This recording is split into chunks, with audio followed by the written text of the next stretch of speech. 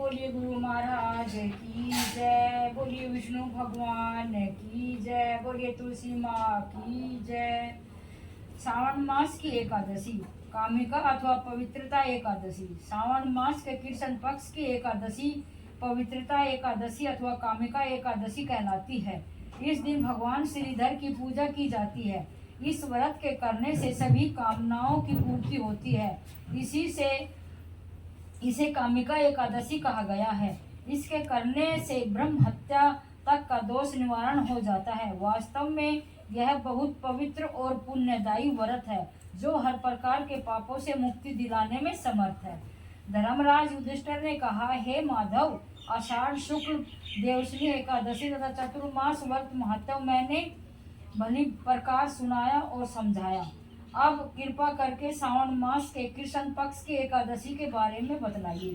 श्री कृष्ण भगवान कहने लगे, हे युधिष्ठिर, इस एकादशी की कथा को एक समय ब्रह्मा जी ने नारद जी से कहा था, वही मैं तुमसे कहता हूँ। नारद जी ने ब्रह्मा जी से पूछा कि हे पितामह, श्रावण मास के कृष्ण पक्ष की एकादशी का क्या नाम है, क्या विधि है और इसका महत्व क्या है, यह जानने की मेरी बड़ी इच्छा है।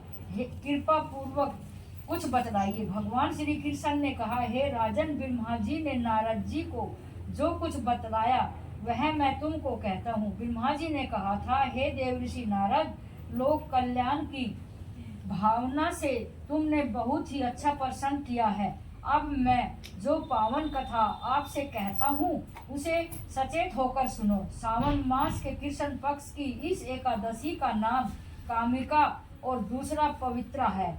इस एकादशी की कथा सुनने मात्र से वाजपेय यज्ञ का फल मिलता है। इस दिन शंख, चक्र, गदा, पद्मधारी भगवान विष्णु की पूजा की जाती है।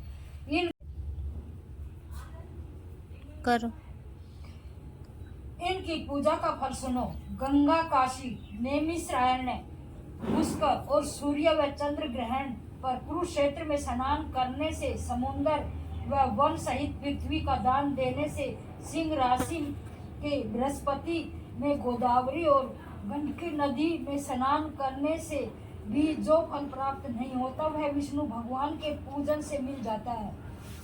जो मनुष्य श्रावण में भगवान का पूजन करते हैं वे देवताओं, गंधर्वों और सूर्य आदि सभी की पूजा कर लेते हैं।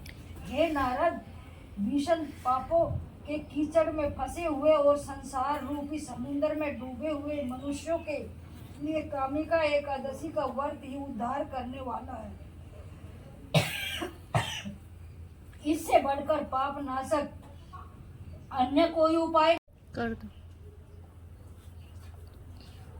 समुद्र में डूबे हुए मनुष्यों के लिए कामिका एकादशी का व्रत ही उद्धार करने वाला है। इससे बढ़कर पाप नाशक अन्य कोई उपाय नहीं है। स्वयं भगवान ने यही कहा है कि इस एकादशी के व्रत के प्रभाव से जीव बुरी योनियों को प्राप्त नहीं होता। इस एकादशी को भक्ति पूर्वक भगवान को तुलसी दल अर्पण करने वाले संसार में ऐसे रहते हैं जैसे जल में कमल।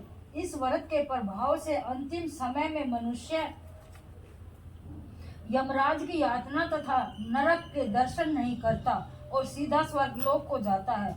विष्णु भगवान रतन, मोती, मणि तथा आभूषण आदि से उतने प्रसन्न नहीं होते जितने तुलसी दल अर्पण का फल 4 भार चांदी और स्वर्ण दान के बराबर है। ब्रह्मा जी ने आगे कहा है, भगवान के अति प्रिय तुलसी को मैं भी सदैव नमस्कार करता हूँ।